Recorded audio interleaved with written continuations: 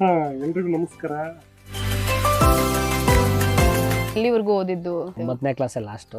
9ನೇ ಕ್ಲಾಸಲ್ಲಿ ಏನೋ ಒಂದು ಸ್ಟಾರ್ ಆಗ್ಬೇಕು, ಹೀರೋ ಆಗ್ಬೇಕು ಅಂತ ಬೆಂಗಳೂರಿಗೆ ಬಂದವನು. ಆಗ ಜೀವನ ಕಟ್ಕೊಳಕ್ ಏನೂ ಇಲ್ಲ ಅಂದ್ಬಿಟ್ಟು ಮೊದ್ಲು ಆಯ್ಕೆ ಮಾಡ್ಕೊಂಡಿದ್ದು ಬೇಕ್ರಿ. ನವರಂಗಿನ ಇವನೇನೋ ಐನತಿ ನನ್ನ ಮಗನ ಅಂತ ಗೊತ್ತಾಗ್ಬಿಡುತ್ತೆ. ನಮ್ ತಾತ ತೀರೋದಾಗ ನನ್ ಜೀವನನೇ ಮುಗೀತು ಅಂತ ಅಲ್ಲಿ ಆಲ್ಮೋಸ್ಟ್ ಜಮೀನಲ್ಲೇ ಕೆಲಸ ಮಾಡ್ತಾ ಇದ್ದು, ನಮ್ಮ ತಾತನೇ ನೋಡ್ಕೊತಾ ಇದ್ದಿಲ್ಲ. ಆ ಟೈಮಲ್ಲಿ ನಾನು ಬೇಕ್ರಿ ಕೆಲಸಕ್ಕಿದ್ದೆ. ಅವ್ರ ಹತ್ರ ಒಂದು ಟಿವಿ, ಒಂದು ಶೋಕೇಸ್, ಒಂದು ಸಪ್ಲೈಸರ್, ಒಂದು DVD ಕ್ಯಾಸೆಟ್ಗಳಿಗೋಸ್ಕರ ಒಂದು 20,000 ದುಡ್ಡು ಇಸ್ಕೊಂಡಿದ್ದೆ. ಅಂದ್ರೆ ಆ ಟೈಮಲ್ಲಿ ಜೀತು ತರನೇ ಒಂದು 20,000 ಅಡ್ವಾನ್ಸ್ ಕೊಟ್ಟು ಬೇಕ್ರಿ ಲಾಕ್ ಮಾಡ್ಕೊಂಡಿದ್ದೆ. ಪವಿತ್ರ ಅವ್ರು ನಮ್ಮ ಜೊತೆ ಇದ್ದಾರೆ, ತುಂಬಾ ಖುಷಿ ಆಗ್ತಾ ಇದೆ. ಇದಕ್ಕಿಂತ ಇನ್ನೇನ್ ಹೇಳ್ಬೇಕು ಅಲ್ವಾ?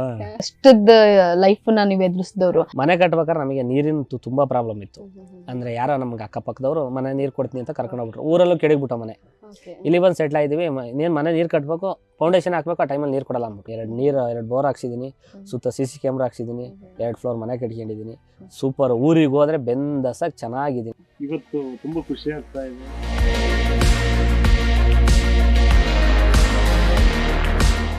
ಏ ಪಮ್ಮಿ ಯಾರದ ಮುಚ್ಚೆ ಗಲೀಜು ಆತ ರಂಗಬಾದ ಅವನು SSG ಬರೀ ಚೊಪ್ ಮಗಳಿಗೆ ಬಿಡಾಕ್ಬಿಡ್ತಾನೆ.